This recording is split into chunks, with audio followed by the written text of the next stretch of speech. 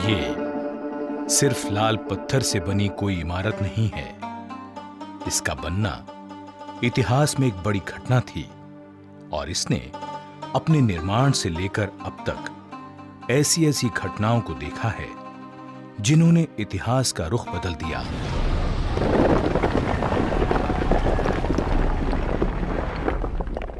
ये है दिल्ली का लाल किला।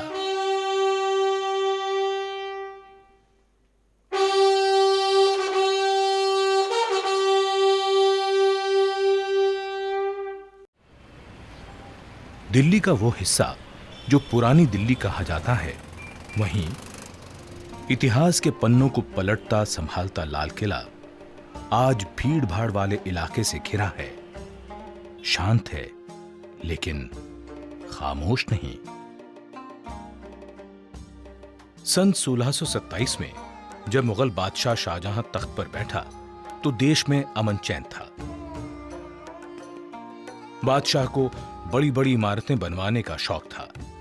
उसकी राजधानी आगरा में थी, लेकिन आगरा की गर्मी उसे रास नहीं आई। उसने तय किया कि मुगल साम्राज्य की राजधानी अब दिल्ली हो। काफी सोच विचार के बाद तालकटोरा बाग और रायसीना पहाड़ी का चुनाव नए शहर के लिए किया गया, लेकिन बादशाह के दो नामी कारीगर उस्ताद हमीद और उस्ताद अहमद ने यमुना के किनारे खुले मैदान को किले के निर्माण के लिए बिल्कुल सही बताया। सन 1639 में लाल किले की नींव रखी गई। 9 सालों तक कारीगरों, शिल्पकारों और मजदूरों की कड़ी मेहनत के बाद लाल किला बनकर तैयार हुआ। इसी किले के सामने शहर शाहजहानाबाद बसाया गया, जिसे अब दिल्ली कहा जाता है। आलीशान लाल किले के तैयार होने के समय बादशाह काबुल में थे। खबर मिलते ही बादशाह दिल्ली के लिए रवाना हुए। नजूमियों और ज्योतिषियों के निकाले गए मुहूर्त के समय पर बादशाह यमुना के सामने दरियाई दरवाजे से किले में दाखिल हुए। खाई को पार करने के लिए लकड़ी का पुल था। इस मौके पर लाल किले में एक शानदार समारोह हुआ, जिसकी सजावट कमाल की थी। आगरा के किले से दुगने आकार के लाल किले की दीवारें यमुना की ओर 60 फुट ऊंची हैं और सामने की दीवार 110 फुट ऊंची है। इसमें 75 फुट दीवार खंदक की सतह से ऊपर है और बाकी खंदक की सतह तक है। किले के पीछे यानी पूर्व में यमुना नदी किले के साथ बहती थी और 3 तरफ खंदक थी। इनमें रंग बिरंगी मछलियां थीं। खाई के साथ साथ हरे भरे बाग थे, लेकिन ब्रिटिश शासनकाल में ये गायब हो गए। लाल किले और सलीमगढ़ किले को जोड़ता एक पुल है।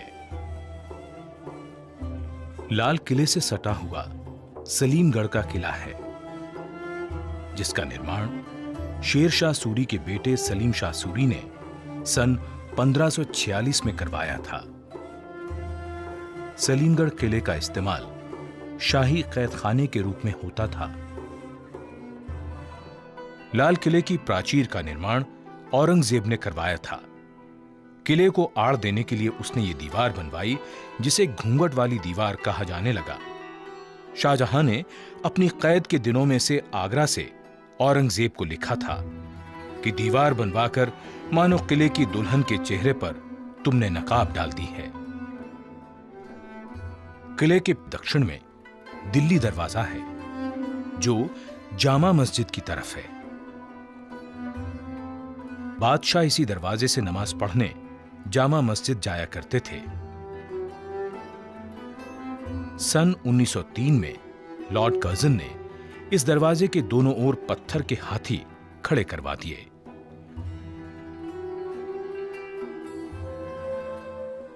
किले के 5 दरवाजे थे, लेकिन लाहौरी दरवाजा मुख्य दरवाजा था।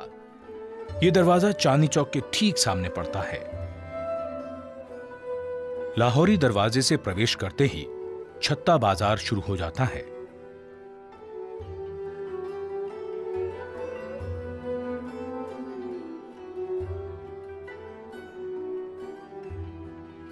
इस छत्ते के दोनों ओर दुकानें हैं और बीचों बीच एक चौक है। किसी जमाने में यहां हर किस्म का सामान बिकता था। आज ये बाजार सैलानियों के लिए बड़ा आकर्षण है।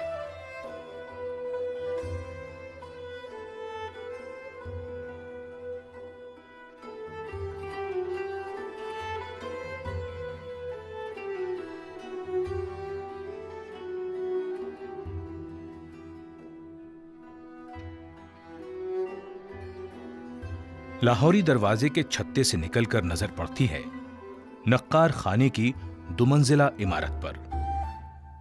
बीच में एक चौक था जिसका सरोवर अब मैदान बन चुका है।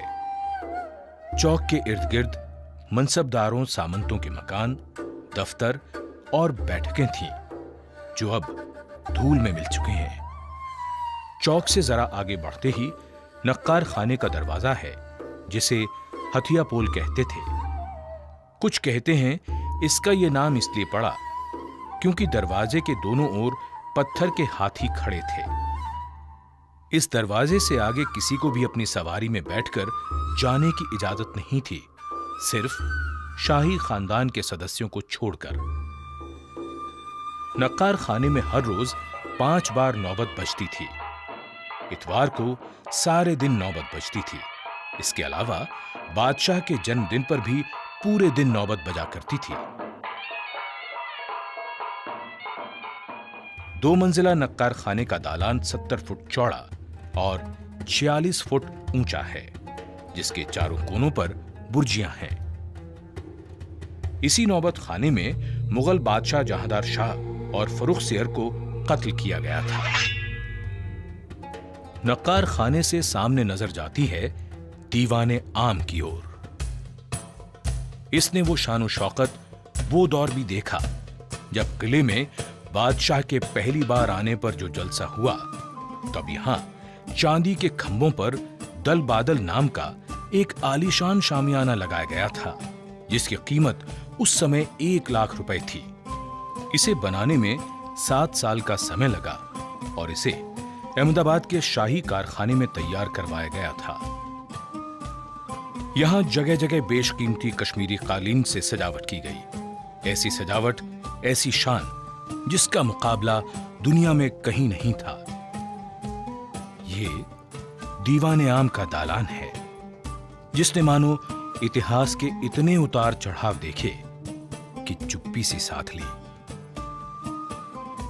दीवाने आम में जहां जहां सोने का काम और कीमती पत्थर जड़े हुए थे, उन्हें निकाल लिया गया, लेकिन उसके जो निशान बाकी हैं, वो भी कम खूबसूरत नहीं है। 3 तरफ से खुले दालान की लंबाई 80 फुट और चौड़ाई 40 फुट है। छत की ऊंचाई 30 फुट है। इस दीवाने आम की खूबसूरती लाल खंभों की कतारों से कई गुना बढ़ जाती है। दालान में 7-7 दरों की 3 कतारें हैं। हर एक दर में 4-4 खंभे 6-6 फुट के अंतर पर हैं। दालान के आगे 10 बड़े खंभे हैं।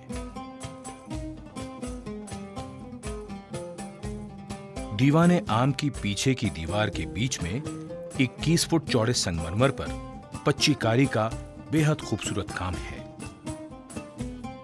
बेल बूटे, फूल पत्तियां किसी बागीचे का एहसास कराते हैं। पत्थर की चिड़िया लगता है उड़ने को बेचैन है। खूबसूरत रंगीन पत्थरों का काम मन को लुभाता है। यहीं 8 फुट ऊंचाई पर सिंहासन की जगह है। जब कभी दरबारे आम होता था, बादशाह यहीं बैठते थे। उनके सिंहासन के नीचे संगमरमर का एक सुंदर तख्त है जो 3 फुट ऊंचा, 7 फुट लंबा और 4 फुट चौड़ा है। इसी तख्त पर खड़े होकर वजीर बादशाह से निवेदन करते या कोई अर्जी पेश करते थे। इस तख्त का खूबसूरत महंगा काम लोग ले गए।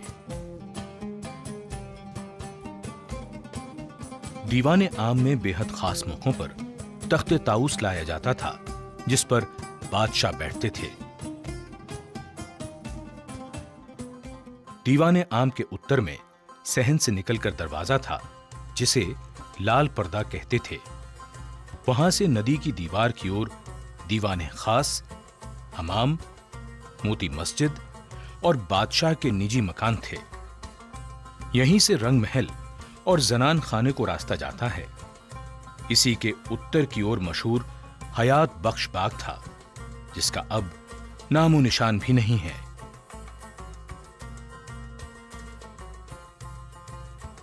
दीवाने खास की शानदार इमारत संगमरमर की बनी हुई है। इसके दालान की लंबाई 90 फुट और चौड़ाई 67 फुट है। इसकी छत चांदी की हुआ करती थी। पूरा दालान संगमरमर का बना हुआ है। चारों कोनों पर बुर्जियां हैं, जिनके कलश सुनहरी हैं। दीवाने खास के बीचों बीच एक नहर बहती थी, जिसे नहरे बहिश्त कहते थे। जगह जगह इसमें फव्वारे चलते थे। दालान के भीतर कमरा 48 फुट लंबा और 27 फुट चौड़ा है। इसी में संगमरमर का वो चबूतरा है, जिस पर तख्ते ताऊस था।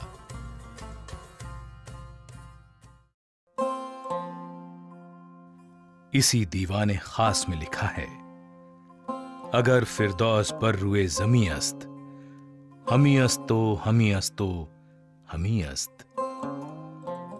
यानी यदि पृथ्वी पर कहीं स्वर्ग है तो वो यही है, यही है, यही है। तख्ते ताऊस हीरे जवाहरात से जड़ा सिंहासन था, जिसमें ठोस सोने के 6 पाए थे।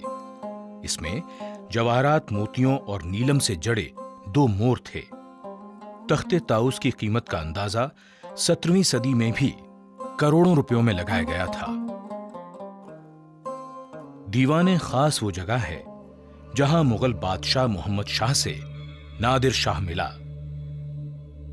ईरान का राजा वही नादिर शाह जिसने दिल्ली को लूटा, तख्ते ताऊस ले गया और यहीं धोखे से बादशाह से पगड़ी बदलकर कोहिनूर हीरा भी हथिया लिया। यहीं जनवरी 1858 में आखिरी मुगल बादशाह बहादुर शाह जफर पर मुकदमा चलाने का अंग्रेजों ने ढोंग भी किया। शाहजहां के वैभवशाली दिनों से लेकर अंग्रेजी शासन तक कैसे कैसे दिन देखे हैं इस लाल किले ने।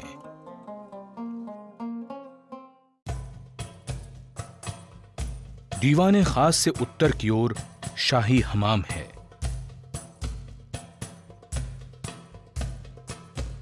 हमाम में 3 बड़े कमरे हैं, जिनमें स्नान के लिए हौज हैं।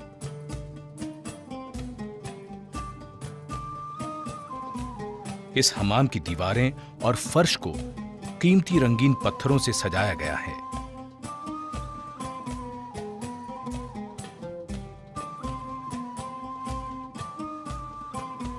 ठंडे और गर्म पानी की यहां व्यवस्था थी। हमाम में नहर थी, जिससे पानी पहुंचता था। कहते हैं पानी को गर्म करने के लिए 125 मन लकड़ियां जलाई जाती थीं। यहां के फव्वारों से गुलाब जल की फुहारें खुशबुओं का छिड़काव करती थीं।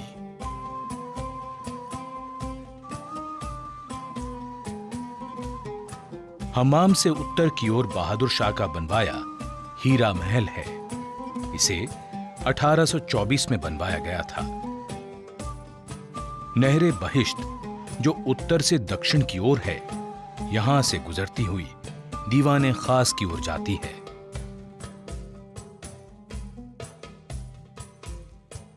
शाहजहां के बनवाए लाल किले में औरंगजेब ने मोती मस्जिद का निर्माण करवाया।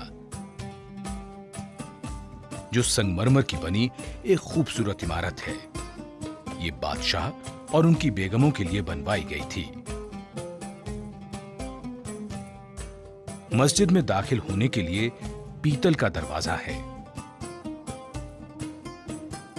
मस्जिद के तीनों गुंबद संगमरमर के बने हुए हैं।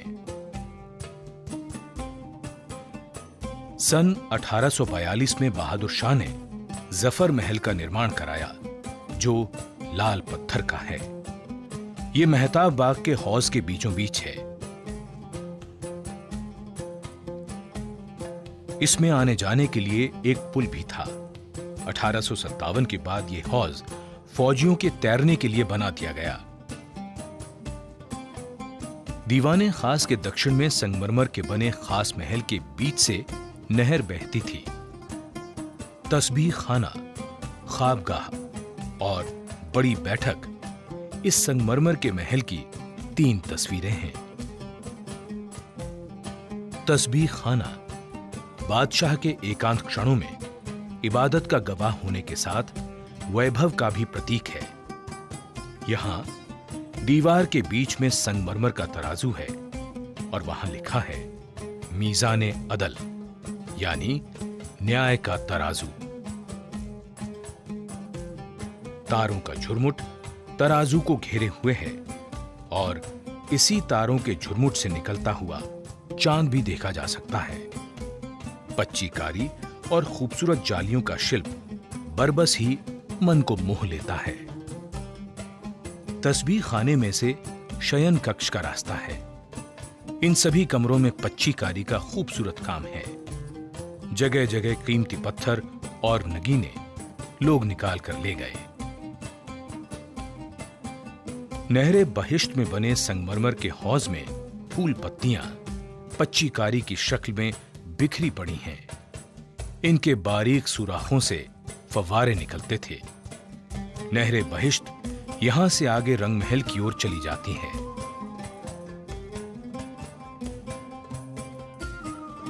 ख्वाबगाह की पूर्वी दीवार की ओर गुंबद वाला बरामदा है। यहां 8 कोणों वाला कमरा है जिसके ऊपर गुंबद है। ये मुसम्मन बुर्ज है। इसी के नीचे यमुना की ओर दरियाई दरवाजा है, जिससे बादशाह शाहजहां बड़ी धूमधाम से पहली बार इस किले में दाखिल हुए थे। यहीं झरोखे से बादशाह जनता को दर्शन दिया करते थे। मुसम्मन बुर्ज से ही 1857 में आखिरी मुगल बादशाह ने सामने के मैदान में खड़ी क्रांतिकारियों की फौज से बात की थी। पुराना मुसम्मन बुर्ज अब नहीं रहा। ये बुर्ज 1857 के बाद का बना है। पुराने बुर्ज पर सोने का पत्थर चढ़ा था। दीवाने आम के ठीक पीछे आलीशान रंग महल है। इसका सहन बहुत चौड़ा है। 13 दालान 5 हिस्सों में बटा हुआ है। नहरे बहिश्त इसके बीच से बहती थी, जो इसे ठंडा रखती थी।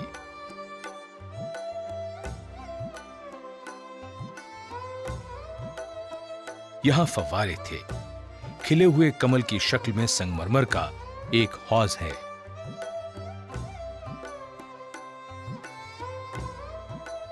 इस महल की छत चांदी की थी, जिसे उखाड़कर तांबे की लगा दी गई और बाद में तांबे की भी छत उखाड़कर लकड़ी की सिंदूरी रंग की छत लगा दी गई। मुगलों के ऐशो आराम का रंग महल 1857 के बाद इसे अंग्रेजों ने रसोई घर बना डाला। जिस रंग महल को ठंडा रखने के लिए कितने जतन किए जाते थे, वहीं अंग्रेजों ने आग जला दी।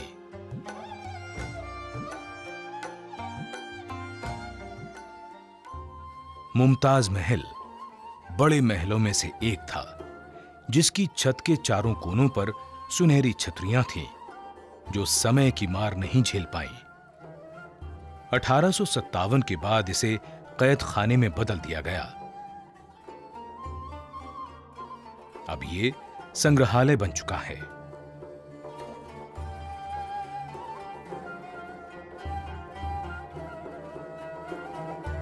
मुमताज महल के आगे दक्षिण में बहुत बड़ा असद बुर्ज है। 1803 के एक हमले में इस बुर्ज को बहुत नुकसान पहुंचा था, लेकिन अकबर सानी ने बाद में इसको ठीक करवा दिया। शाह बुर्ज किले के 3 मुख्य बुर्जों में से एक है। ये उत्तर पूर्व के कोने पर है। पहले ये 3 मंजिला था। गुंबद 1857 की क्रांति में जाता रहा। किले में हर जगह पानी जाने के लिए खिड़कियां इसी बुर्ज में हैं। इसी बुर्ज के पास से नहरे बहिश्त यानी स्वर्ग की नहर निकलती है। नहरे बहिश्त को भरा रखने के लिए किले के बाहर से शाह बुर्ज तक पानी उठाना एक बेहद मुश्किल काम था। यह पानी संगमरमर की चादर से टकराकर हौज में गिरता था और वहां से नहरे बहिश्त में समा जाता था। इधर शाह बुर्ज के कमरों में पानी की कलकल गूंजती रहती थी।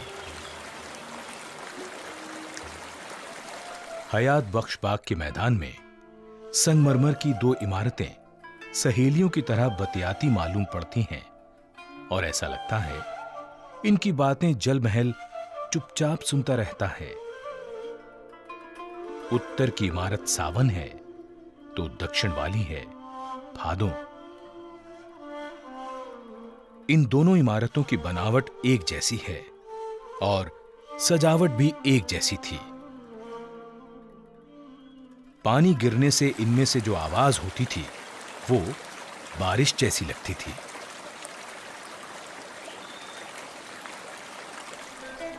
लाल किला मुगलों के जमाने से ही सत्ता का प्रतीक रहा।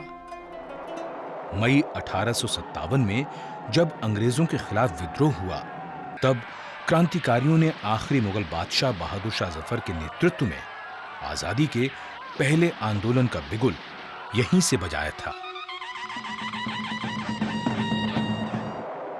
1857 में जब लाल किला अंग्रेजों के कब्जे में आया, उसके बाद इसमें बहुत सी तब्दीलियां आईं।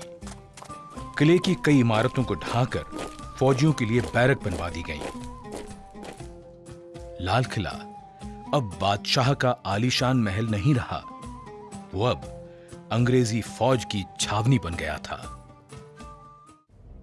फिर 1940 के दशक में नेताजी सुभाष चंद्र बोस ने चलो दिल्ली का नारा दिया और लाल किले पर तिरंगा फहराने का आह्वान किया।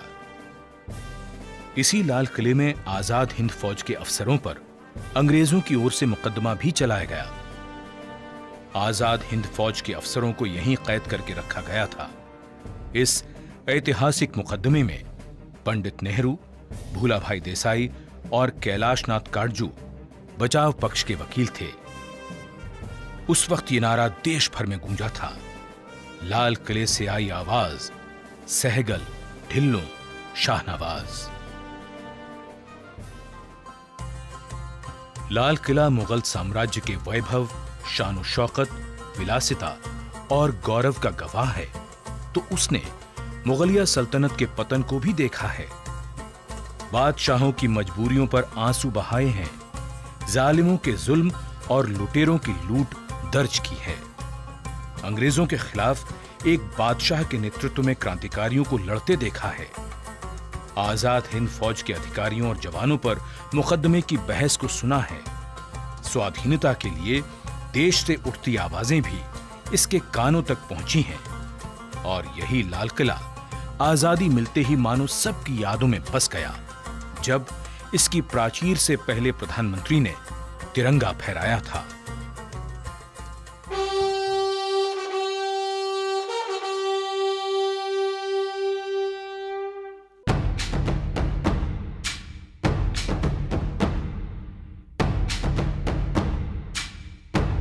वक्त के कितने दौर गुजर गए, लाल किला हर दौर में अपने आप को जैसे ढालता चला गया।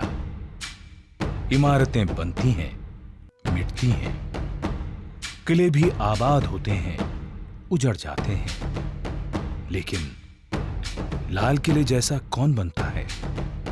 सिर्फ लाल किला।